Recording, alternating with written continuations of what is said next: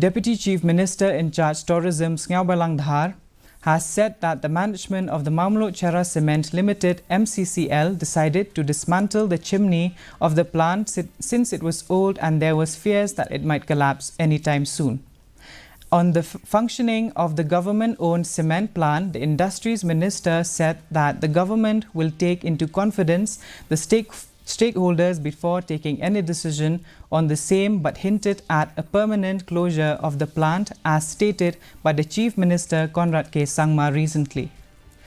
According to him, the state government requires huge investment for moving forward with the cement factory, even though more than rupees 300 crores have been invested in the project in the last 15 years.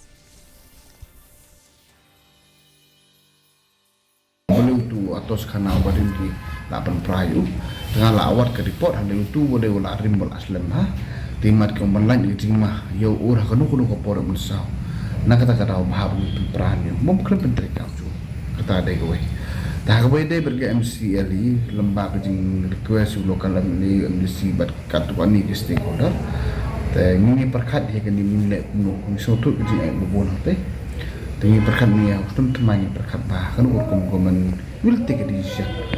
Ham blade ke join venture na, ham blade ke action na. Ini perkat bah kan urkum best tam muncul ni kata. Mu juga mu it leads towards that. Tang banganong ban kang mantan. Ngamu tang kejimu tu ai berbahatam nilai kata. Tak ada kejimu tu. Kabang impat si mereka raipat. What decision dah? Mereka nong sekunta. Ini ni habi kodi hab take itu.